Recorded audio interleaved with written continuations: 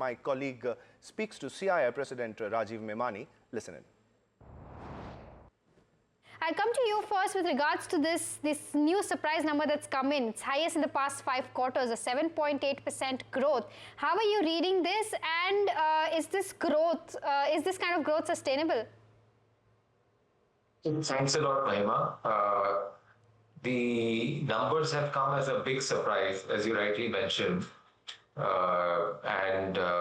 I think for the corporate sector, it's a big positive. So this number has come as a big positive. I think not only is it the fastest growing growth globally, but I think it will be a clear outlier. So in terms of just the sheer growth that India will be delivering as compared to what is happening globally and what everyone expected, I think this is a massive surprise on the upside.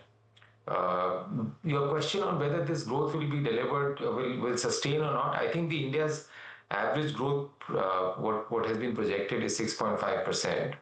And right now, people are anticipating that India should deliver on the GDP growth. I don't think anyone is saying upgrading. Most people are saying it will be in that corridor of 6.4 to 6.6, 6.7%. And that in itself will be very, very creditable if that happens. And there are sufficient positives that are likely to come in the next 6 to 9 months. Nominal growth has fallen to around 8.8% in Q1. What are the implications that are going to be in terms of fiscal deficit given the lower nominal GDP growth and, of course, the impact of GST cuts that are going to come in the festive season? Yes, the nominal GDP growth has been lower. We don't anticipate that the impact on fiscal deficit will be very high because of the GST cuts. I mean, we still have to see how a lot of things get calibrated. But our view is that the impact will not be that high. And there are lots of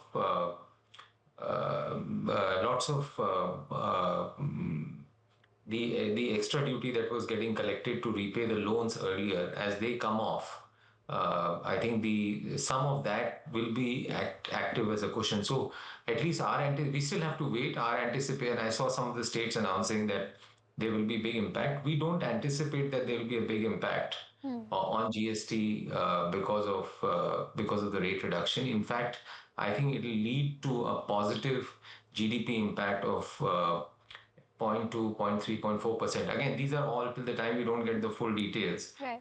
We will not get a full picture. So that is one. Also the anticipation is that the inflation is likely to move up slightly. The government or the Reserve Bank is also likely to reduce the repo rate in the quarters to come. And once that happens, it will give a demand fillip, and it will also give an inflation. There will be some level of inflation which will be there. So I think hopefully the delta between the real growth and the nominal growth will come down. And I think if you look at the overall fiscal deficit, I think the concern obviously is that the tax revenues haven't grown to the extent that they were projected, and most of it is because of personal income tax. I think the GST growth is more or less there. The personal income tax is down by 9% or so. I think we've also had the tax return date deferred to end of September, so middle of September. So I think once that date, once we go through that, I think will give us a better picture on the impact on personal income tax, partly because of the relief that was given to the personal taxpayers. I think some impact may be there because of that. Some impact may be there because of maybe capital gains will be lower. Right. So I think that will be there, but I think once we are end of September, I think we'll get a better picture, because I think the personal income tax will increase significantly once we come to end of September. Understood. you'll have benefits because of the GST rate coming down. I think the growth impact will be better. The impact of lower interest rates has been there. I mean, if you've seen private final consumption has also gone up by 7.5%. That impact is playing, but I think that impact will be continue to move up, and that will also have a positive impact on the sort of overall GDP, consumption, and tax collection. And talking about that tax collection, do you think that tax collection targets now look more ambitious given that the tax buoyancy will have to improve? I think GST collections should be strong. I think they're going strong. On corporate tax, the refunds have been very high, so I think there's still some time. And on personal income tax, as I said, because the returns have been delayed by 3 months or so, I think we'll get a better picture because right now we are not comparing apples with apples. But yes, I think as compared to earlier years, where last year, the direct tax collection sometime around this time was in its high teens growth. The delta is quite significant this time. So there will be some stress on the overall sort of tax collection. But there are lots of levers that the government has for bolstering the revenue growth. Some of the other assumptions that they've taken are quite conservative. And then do you see any impact in kind of the government borrowing estimates going forward? I mean, till now the government borrowings are okay. So again, it's too early to say. It's linked to fiscal deficit, and at least our view is that the nominal growth should pick up, and and because of that, I think the tax collection should move up. There are other levers for augmenting revenues that the government has. So if they fully exercise that, I don't anticipate any issue of government borrowings at this stage going up. I mean, we have had a very good monsoon. That positive is there. The GST reduction positive will come. Interest rate reduction is there. Yes, there will be an impact because of tariffs, but hopefully that impact is contained in one quarter, and then we get, as and when the issue gets resolved, we will get the uplift in the subsequent quarters. And will this continue to reflect in bond yields? I mean, can we expect some softening there?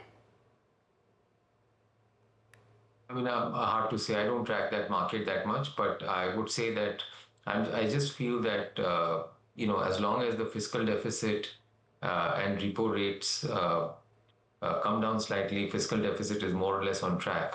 I think that bond yield should probably be around the same rate that we have right now. May come down slightly once the impact of the GST relief that is being given once that fully factored in. And last question about the capex that you were talking about. Will we see some kind of slowing down in the second half where government capex is concerned, and that versus the private capex? What are your expectations? I think government capex will probably moderate. It is right now growing at 32-33%, so I cannot imagine that it will have the same rate. But please do remember that last year we were through the election phase. So any percentage that government expenditure had really come down during this period last year. So I think we may not be the comparison may not be like for like. But yes, the government capex cannot continue to grow at 33%. So that percentage will come down. Absolute numbers, I think, will still continue to be strong. And I do think if I look at the announced projects and the closure projects, at CII and, when we have done the analysis of announced projects, 90% of the new announced projects have come from the private sector. So I think hopefully, as those projects get on stream, the private capex is also likely to move up, and also the closures of so that means where the projects have closed, i.e., where the capex is completed and they have been launched or commissioned. I think that number also has moved up significantly. So that means that there is more closure happening, more output coming through. So I think that's also positive. So private capex should pick up and will pick up. Obviously, there were a lot of headwind, tariff-related uncertainty, and as government pushes the pedal on reforms and ease of doing business, there are much greater positive momentum that will come through, which will push private capex even more.